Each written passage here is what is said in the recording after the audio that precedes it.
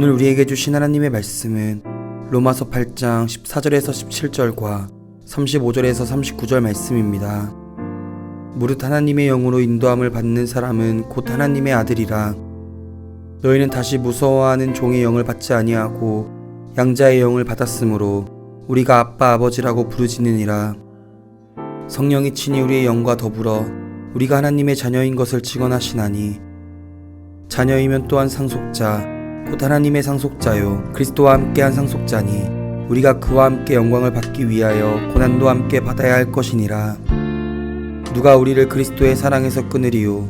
환난이나 공고나 박해나 기근이나 적신이나 위험이나 칼이랴. 기록된 바 우리가 종일 주를 위하여 죽임을 당하게 되며 도살당할 양같이 여김을 받았나이다 함과 같으니라. 그러나 이 모든 일에 우리를 사랑하신 이로 말미암아 우리가 넉넉히 이기느니라. 내가 확신하노니 사망이나 생명이나 천사들이나 권세자들이나 현재일이나 장래일이나 능력이나 높음이나 깊음이나 다른 어떤 피조물이라도 우리를 우리 주 그리스도 예수 안에 있는 하나님의 사랑에서 끊을 수 없으리라. 오늘 이 말씀에 많은 은혜 받으시기 바랍니다. 오늘 저는 왜 바울이 로마 제국에서 가장 어렵고 힘들게 살았던 노예라는 단어를 그리스도인들에게 아주 분명한 신앙의 고백으로 도전했는가의 첫 번째 이유를 여러분과 나누고자 합니다. 아주 간단하게 요약하면 노예에서 아들로입니다. 바울이 노예라는 말을 사용했던 것은 그리스도의 노예 혹은 하나님의 노예되었던 우리가 하나님의 아들로 변화할 수 있는 기회가 있었기 때문입니다. 이것은 로마 제국의 입양제도, 즉 양자를 삼는 제도를 이해하면 쉽게 볼 수 있는 것입니다. 요즘 우리가 입양이라는 단어를 쓰는데요, 입양은 주로 아주 어린아이들을 대상으로 하기 때문에 착각할 수 있습니다. 로마의 양자 제도는 아주 어린아이가 아니고요, 적어도 젊은이입니다. 로마 입양 제도는 몇 가지 단계가 있는데 첫 번째로 입양할 수 있었습니다. 입양한 이유는 로마 제국을 강하게 했던 일종의 리더십의 사회적인 요소 중에 하나가 됩니다.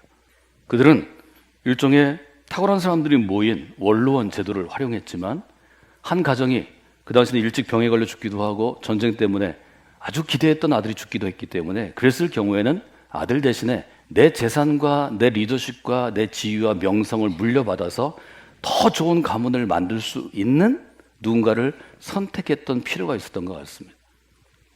그래서 양자로 드리는 공식적인 제도를 만들었던 거죠. 이것은 굉장히 합리적인 제도였습니다. 우리가 로마 제국을 천년 제국이라고 그러는데 천년 제국을 이룰 수 있는 일종의 리더십의 계승, 배턴 터치 과정을 이 양자 제도가 상당히 기여했던 것 같습니다. 1단계로 아이가 입양되면 이 아이는 전에 그를 길러줬던 진짜 부모와 사회적인 관계, 법적인 관계, 경제적인 관계가 완전히 끊어집니다. 이것은 끊어지는 것입니다. 두 번째는 입양이 있다 되면 새로운 가족의 구성원이 됩니다. 새로운 가족을 갖는 것입니다. 특별히 이 단계 이때도 경제적인 것들이 굉장히 어려움이 많았는데 입양 전에 지니고 있던 재정적인 빚도 청산이 됩니다. 채무가 청산되는 것입니다. 그리고 네 번째로는 로마 제국이 왜 합리적인 시스템을 갖고 있냐 이렇게 보냐면 이 입양이 법적으로 승인이 되려면 7명의 증인이 함께 이것을 보고 참석하고 사인해야 합니다. 말하자면 입양한 사람이 대단할수록 귀족이나 왕족일수록 그는 많은 것들을 이 아들에게 물려줍니다. 즉 입양한 아들은 상속자가 됩니다. 그런데 아버지가 일찍 죽으면 이 아들이 자기의 자리를 공고하게 견고하게 세우기 전에 죽으면 옆에 얼마나 많은 사람들이 그 재산이나 그가 갖고 있는 것들을 뺏어가려고 그러겠어요. 그래서 아버지 되는 사람이 얘는 진짜 내 아들이 된 거야. 혈연으로는 아들이 아니지만 이제부터는 내 아들이야. 그러면 이 아들을 지켜줄 7명의 가드를 뒀다는 거죠. 대부분 귀족이었겠죠.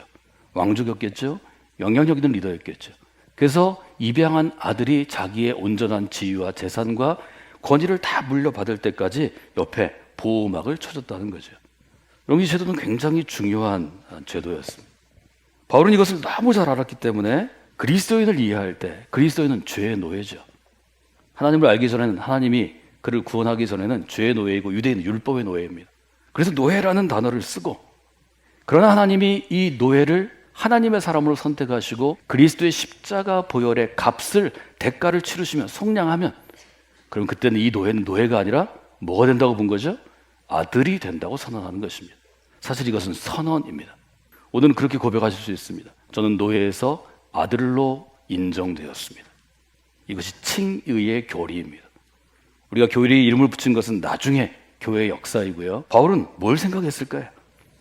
바울은 한 사람의 노예가 아버지를 잘 만나서 아버지에게 인정을 받고 아버지의 모든 것을 상속할 수 있는 사람이 돼서 아버지의 사랑과 기대를 품고 양자되는 것을 보면서 마치 그리스도의 사람인 우리가 그런 변화를 체험하고 있다고 고백하는 것입니다.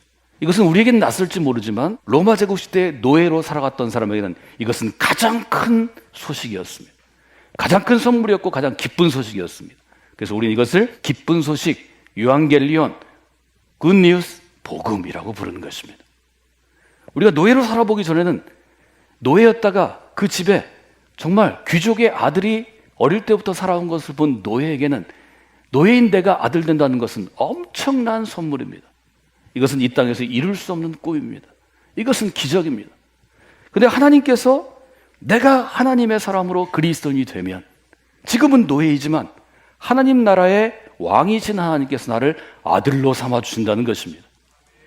이것이 초기 교회에 있어서 하층민들에게, 노예였던 사람들에게 성경이, 바울의 도전이 교회 공동체가 들풀처럼 놀라운 기폭제가 된 것입니다. 이것이 교회의 부흥을 가능케 했습니다. 이것이 나중에 교회가 313년 국교가 되게 하는데 엄청난 기여를 합니다. 지금 우리와는 물론 다르죠. 근데 우리는 충분히 이해할 수 있죠. 바울처럼 합리적인 그리스도인이 로지컬하게 노예라는 고백을 통해서 우리의 아들된 신분의 변화를 지적했다는 거죠. 이건 굉장히 중요합니다. 갈라디아서 로마서에 이 부분에 대한 언급이 분명히 있는데요. 여러분이 매일 한번 여러분 읽어보시면 좋을 것 같습니다. 첫 번째는 갈라디아서 4장 4절로부터 7절입니다. 때가 참에 하나님이 그 아들을 보내사 여자에게서 나게 하시고 율법 아래 나게 하신 것은 율법 아래에 있는 자들을 속량하시고 우리로 아들의 명분을 얻게 하려 하심이라. 아주 분명하게 갈라디아서 4장에서 증거하는 거죠. 6절은 뭐라고 얘기하죠? 너희가 아들임으로 하나님이 그 아들의 영을 우리 마음 가운데 보내사 아빠 아버지라 부르게 하셨느니라. 5절은 이렇게 얘기합니다. 율법 아래에 있는 율법에 노예되었던 자들을 속량하시고 대가를 치르고 자유케 하시고 우리로 아들의 명분을 얻게 하려 하심이라. 이게 양자 사무심이죠. 양자됨입니다. 너희가 아들임으로 하나님이 그 아들의 영을 우리 마음 가운데 보내사 아빠 아버지라 부르게 하셨느니라. 그래서 이때부터는 주인을 내가 넘볼 수 없는 혹은 바라볼 수도 없는 위대한 사람을 아빠라고 부를 수 있게 하셨다는 거죠. 어린애가 부르는 아빠라는 호칭을 사용한 것은 관계가 친밀해졌다는 것을 의미합니다. 그전엔 나를 죽일 수 있는 사람이, 나를 내다 팔 수 있는 사람이 이젠 아빠가 되셨다는 거죠. 그래서 이 아빠라는 단어가 굉장히 중요합니다. 그러므로 내가 이후로는 노예가 아니요 아들이니 아들이면 하나님으로 말미암아 유업을 받을 자니라. 하나님께서 아들로 입양하시면 그때는 아들이라는 거죠. 그리고 아들이면 아버지의 유업, 아버지의 상속의 기업을 받을 수 있다는 거죠. 바울은 이 상속자라는 것을 굉장히 중시합니다. 로마서 8장으로 한번 들어가 볼까요? 로마서 8장에 보면 14절에 이렇게 되어 있습니다. 무릇 하나님의 영으로 인도함을 받는 사람은 곧 하나님의 아들이라. 선언합니다. 하나님의 영으로 인도함을 받는 사람, 즉 그리스도의 보혈의 은총으로 구원받은 사람은 하나님의 아들이라는 것입니다. 그리고 15절에 우리가 지금 설명한 노예에서 아들로를 잘 설명합니다. 너희는 다시 무서워하는 노예의 영을 받지 아니하고 양자의 영을 받았으므로 우리가 아빠 아버지라고 부르짖느니라. 갈라디아서가 동일한 맥락에서 똑같은 이야기를 조금 다른 언어로 표현합니다. 노예는 주인을 두려워하는 것입니다. 나를 매 때리는 사람이고 내다 파는 사람이고 나를 죽이는 사람이기 때문입니다. 그래서 아주 성품 나쁜 주인 같은 노예는 너무 고생했죠. 그나마 주인의 성품이 좀 인자하고 사랑이 있어야 노예가 살 수 있는 것입니다. 그 노예 신분을 분명하게 아는 사람들에게, 로마 제국에 사는 사람들에게 양자가 되는 것, 아들됨의 은혜를 바울은 도전하는 것입니다. 성령이 친히 우리의 영과 더불어 우리가 하나님의 자녀인 것을 증언하시다니.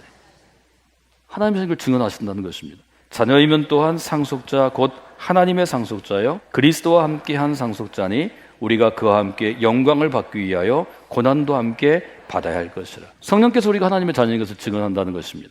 그리고 하나님의 자녀가 되면 모든 것, 아버지의 모든 것을 상속받을 수 있다는 것입니다. 로마서 8장 이 앞부분 전반부가 강조하는 것은 어떤 것인가요?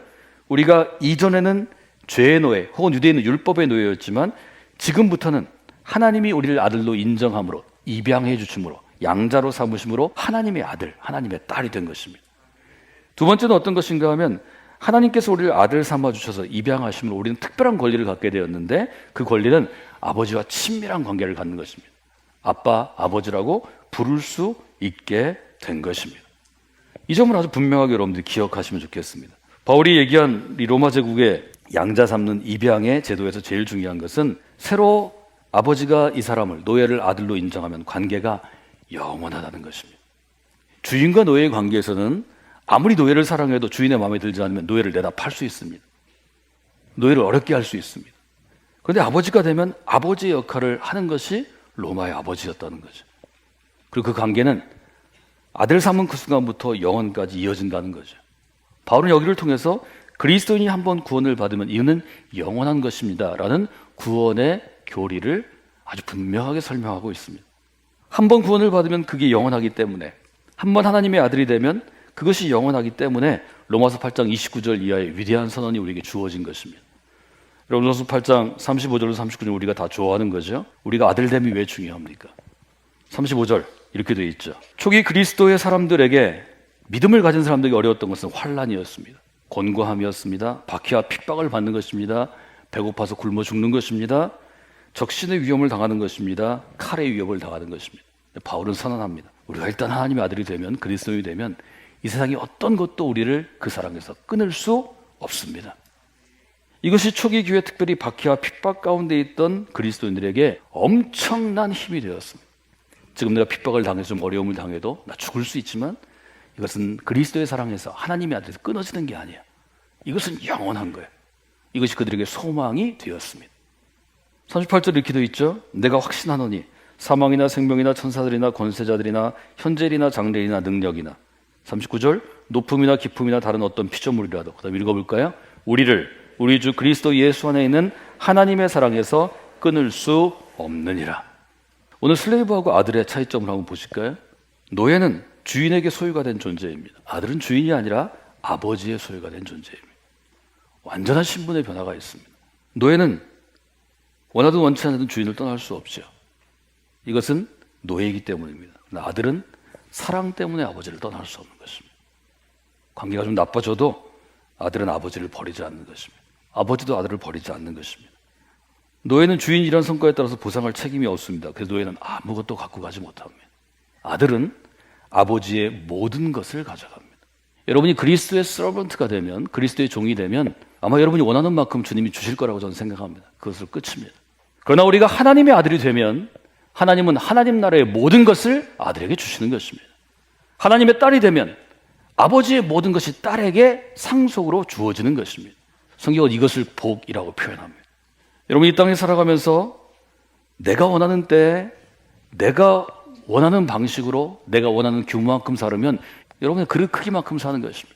그러나 우리가 하나님의 아들이 되고 하나님의 딸이 되면 하나님의 때, 하나님의 길로, 하나님의 규모로 살아가는 것입니다.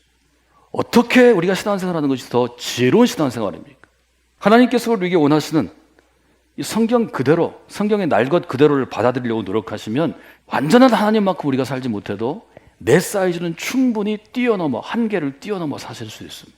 저는 그것이 우리에게 주어진 도전이고 우리에게 주어진 과제라고 생각합니다.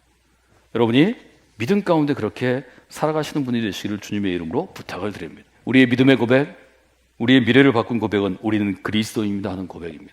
바울은 우리는 그리스도입니다를 이렇게 새롭게 해석합니다. 우리는 그리스도의 둘로스 슬레이브 노예입니다. 오늘 두 번째 해석입니다. 우리가 노예되었다고 고백하고 실제로 노예가 무엇인지를 깨닫게 되고 그 노예된 상태에서 그리스도의 십자가 구원의 은총을 체험하고 본어게인에서 거듭나서 회심해서 그리스도인이 되면 우리는 그때 비로소 하나님의 선물을 받을 수 있습니다. 우리는 하나님의 아들이라고 고백하는 것입니다. 우리는 하나님의 아들입니다. 우리는 하나님의 딸입니다. 이렇게 고백할 수 있는 것입니다. 여러분이 노예에서 아들로, 노예에서 딸로, 여러분의 신분의 변화를 아주 깊이 있게 말이 통할 만큼 합리적으로 로지컬하게 체험하는 시간들이 되시면 좋겠습니다. 그러면 하나님께서 바울을 선택하셔서 우리에게 왜 이런 믿음의 고백, 또 이런 믿음의 신비를 체험케 하시는가를 돌아볼 수 있습니다.